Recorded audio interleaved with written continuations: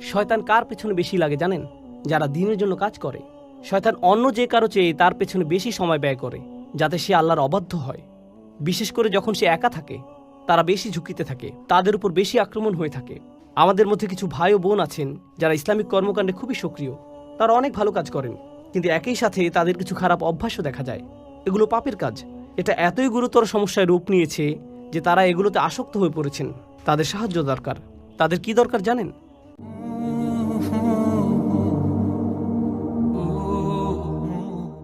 এটা মানুষের স্বাভাবিক প্রবৃত্তি যে যখন মানুষ খারাপ পরিস্থিতির মধ্যে পড়ে, সবচেয়ে ইমানদার ব্যক্তিটিও, সবচেয়ে আমলদার ব্যক্তিটিও যে সব সময় ভালো কাজ করে, যখন কেউ তাকে অপমান করে বা কেউ তার কাজের প্রশংসা করে না এবং খারাপ কিছু ঘটে, এমনকি হতে পারে তা কোনো ইসলামিক কাজে, তখন সে হতাশ হয়ে পড়ে।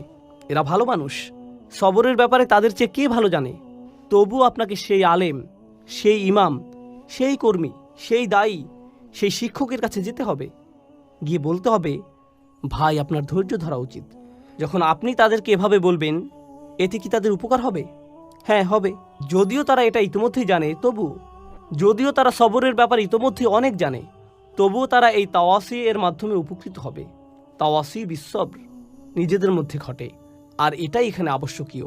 এটা তাওয়াসি বিল হক এর বিপরীত। তাওয়াসি বিসবর তাদের জন্য যারা তাওয়াসি বিল হক থামিয়ে দিয়েছে, কারণ তারা ফলাফল দেখতে না পেয়ে হতাশ হয়ে পড়েছে। কিভাবে তারা তাদের উদ্যম ধরে রাখবে? একে অপরকে অধ্যবসায়ের ব্যাপারে তাগিদ দেওয়ার মাধ্যমে। সবচেয়ে সহজভাবে বলা হয়েছে আলাল মাসাইব, অর্থাৎ আপনাকে ধৈর্য ধরতে হবে, অধ্যবসায় চালিয়ে যেতে হবে, ধারাবাহিকতা ধরে রাখতে হবে। পরিস্থিতি যতই খারাপ হোক না কেন, অসব্রু আলামা আসাবাক, যতই বিপদ আসুক না কেন, আপনাকে চেষ্টা চালিয়ে যেতেই হবে। এটা হলো একটা অর্থ। অপরটি হলো আনিল মাআসি, অর্থাৎ আপনাকে পরীক্ষা করা হবে। যারা এই দিনের জন্য কাজ করছেন, তা যেভাবেই হোক না কেন, হয়তো আপনি আপনার বাসায় দিনই পরিবেশ তৈরি করতে চাচ্ছেন, বাইরে আপনি হয়তো অমুসলিমদের দিনের দাওয়াত দিচ্ছেন, হয়তো দানের জন্য অর্থ জোগাড় করছেন। এটা যেমনই হোক না কেন, আপনি ইসলামের জন্য কিছু করতে চাচ্ছেন। শয়তান কার পেছনে বেশি লাগে জানেন? যারা দিনের জন্য কাজ করে। শয়তান অন্য যে কারো চেয়ে তার পেছনে বেশি সময় ব্যয় করে, যাতে সে আল্লাহর অবাধ্য হয়। বিশেষ করে যখন সে একা থাকে, তারা বেশি ঝুঁকিতে থাকে, তাদের উপর বেশি আক্রমণ হয়ে থাকে। সুতরাং আল্লাহর অবাধ্যতা থেকে বাঁচার জন্য আপনার সবর করা উচিত। একই সাথে আল্লাহর আনুগত্যের জন্য আপনার সবর করা উচিত। অর্থাৎ আল্লাহর আনুগত্য করাও কঠিন হয়ে থাকে, কিন্তু আপনাকে অধ্যবসায় চালিয়ে যেতে হবে। আমরা কিছু ঘটনা জানি, এগুলো সত্যিকারের ঘটনা, কোনো বানানো কিছু নয়। আল্লাহ আমাদের সাথে কথা বলেছেন, তিনি আমাদের নিয়ে কথা বলেছেন, এবং তিনি ভালোভাবে জানেন আমরা কিভাবে জীবনযাপন করি। ফি হিযিক্রিকুম, তুমি নিজেই এই সম্পর্কে জানো। আমাদের মধ্যে কিছু ভাই ও বোন আছেন যারা ইসলামিক কর্মকাণ্ডে খুবই সক্রিয়। তারা অনেক ভালো কাজ করেন, কিন্তু একই সাথে তাদের কিছু খারাপ অভ্যাসও দেখা যায়। এগুলো পাপের কাজ। এটা এতই গুরুতর সমস্যায় রূপ নিয়েছে যে তারা এগুলোতে আসক্ত হয়ে পড়েছেন। তাদের সাহায্য দরকার। তাদের কি দরকার জানেন? তাদের দরকার তাওয়াসি বিসবর। তাদের কাউকে দরকার যে তাকে অনবরত উপদেশ দেবে, বলবে, শোনো, তোমাকে চেষ্টা করতে হবে, তোমাকে সংযত হতে হবে। এই 4টি উপাদান সম্পর্কে আমি সবশেষ কয়েকটি বিষয় বলতে চাই। এর প্রথম বিষয়টি হচ্ছে, এই 4টি উপাদানই অতীতকালে বর্ণিত হয়েছে।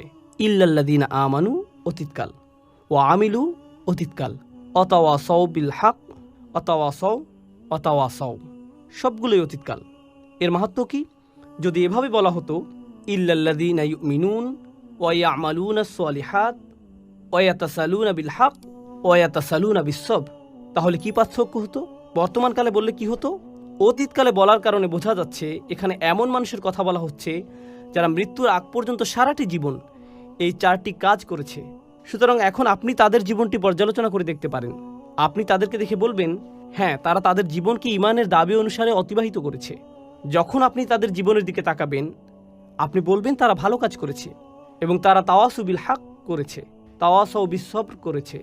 অন্যভাবে বললে এটা সেই আয়াতটি পরিপূর্ণ করেছে যেখানে বলা হচ্ছে, ওয়ালা তামুতুন্না ইল্লা ওয়া আনতুম মুসলিমুন, ভুলেও মুসলিম না হয়ে মৃত্যুবরণ করো না। আপনি যখন তাদের জীবনটি দেখবেন, আপনি বলবেন না তারা আগে ভালো ছিল, পরবর্তীতে তারা বিপথে চলে গেছে। তাদের জীবনের শেষ দিনটি পর্যন্ত তারা অটুট ছিল।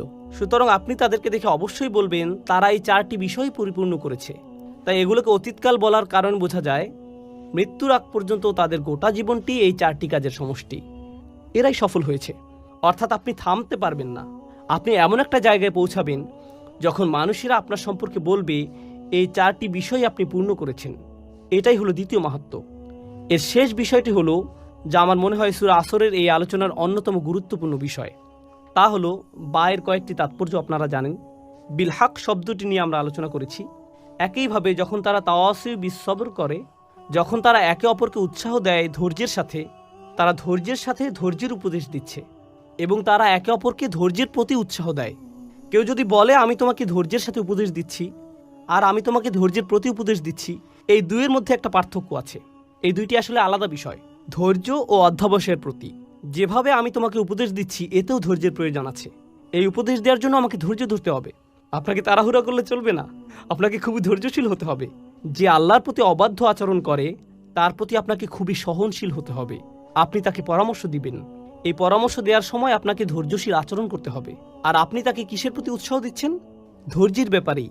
তাহলে আপনি যেভাবে তাকে পরামর্শ দেন তাতে ধৈর্যের প্রয়োজন হয়। আবার এই ধৈর্য ধারণের প্রতি আপনি তাকে উৎসাহ দিচ্ছেন। শেষ আরেকটি বিষয় আমার মনে পড়েছে, এটা নিয়ে একটু বলি। এই চারটি বিষয় আসলে একে অপরের জন্য একটা পরীক্ষার মতো। অর্থাৎ যদি কেউ সবর হারিয়ে ফেলে, শেষ কথা হচ্ছে এই চারটি বিষয় আসলে একে অপরের জন্য একটা পরীক্ষা। অর্থাৎ যদি কেউ সবর হারিয়ে ফেলে তাহলে সে তাওয়াসু বিল হক করতে পারবে না। কেন পারবে না? কারণ যখনই সে মানুষকে সত্যের ব্যাপারে জানাতে যাবে, মানুষ এমন কথা বলবে যা সে সহ্য করতে পারবে না। আর যখন মানুষের এমন কথা সে শুনবে, পরিস্থিতি তার জন্য কঠিন হয়ে যাবে। সে বলবে আমি এটা নিতে পারছি না। যখন সে বলবে আমি এটা নিতে পারছি না, আমি সহ্য করতে পারছি না, এ থেকে তার কিসের ঘাটতি বোঝা যায়? সবরের ঘাটতি। সুতরাং যখন কেউ সত্যের প্রতি আহ্বান করে না, বুঝতে হবে সেখানে সবরের ঘাটতি আছে। আরেকটি বিষয় এ থেকে বোঝা যায়, তা হলো কেউ হয়তো ভাবতে পারে যে সে সত্যের প্রতি ডাকছে, কিন্তু এই কথায় কারো কোনো সমস্যা হচ্ছে না। সে ভাবছে যে সত্যের প্রতি ডাকছে, কিন্তু তার এই ডাকায় কারো কোনো সমস্যা নেই, কেউ তার কথায় ক্ষুব্ধ হচ্ছে না। এর মানে কি জানেন? আপনি যেহেতু সবর ছাড়াই তাওয়াসু বিল হক এর প্রতি মানুষকে ডাকতে পারেন, আপনি খুব সম্ভবত তাওয়াসু বিল হক করছেন না। কেননা এই পৃথিবীর সবচেয়ে ভদ্র ও নরম মনের মানুষেরা যখন মানুষকে সত্যের পথে ডেকেছে, তারা বিপদে পড়েছেন। এটা হচ্ছে এই কাজের আবশ্যিক ফলাফল। আল্লাহর সবচেয়ে ধৈর্যশীল রাসূলদের দিকে তাকান, নূহ আলাইহিস সালামের দিকে তাকান। তার পুরোটা জীবন ছিল দাওয়াতি কাজে পূর্ণ, আর পুরো জীবন জুড়েই ছিল সবর। কেননা তিনি মানুষকে যা বলেছেন তা মানুষকে বাধ্য করেছে তাকে অপমান করতে, কটু কথা বলতে, তার বিরুদ্ধে দাঁড়াতে। আর এজন্য প্রয়োজন হয় সবরের। আর যখন এই দুটিরই ঘাটতি হয়, যখন আপনি মানুষকে সত্যের প্রতি ডাকছেন না আর সেজন্য আপনার সবর করারও কোনো প্রয়োজন নেই, যখন এই শেষ দুটির ঘাটতি হয়, যখন কারো মধ্যে এই দুটি থাকে না, তা থেকে আমরা কি বুঝতে পারি কিসের ঘাটতি আছে?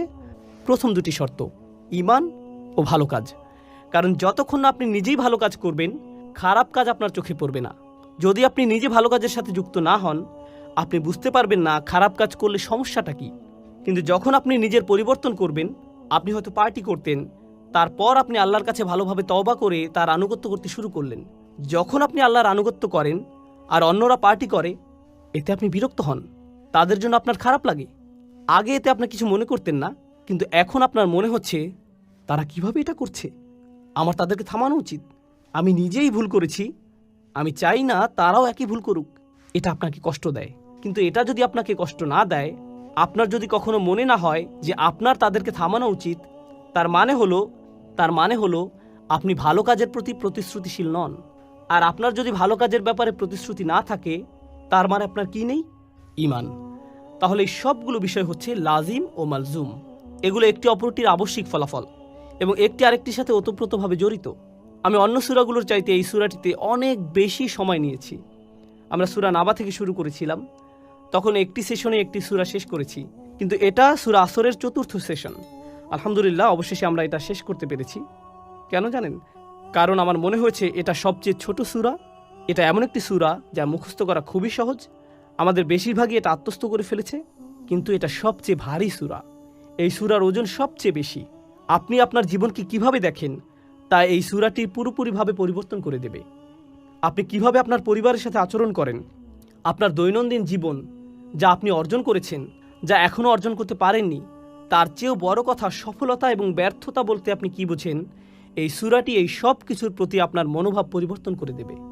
ডক্টর ফাদেল সালেহ আস-সামেরাই বলেছেন, কোন সূরা শুরু কোনো না কোনোভাবে এর শেষ অংশের সাথে সম্পর্কিত, কোন সূরার শুরুর অংশ তার শেষের অংশের সাথে যুক্ত।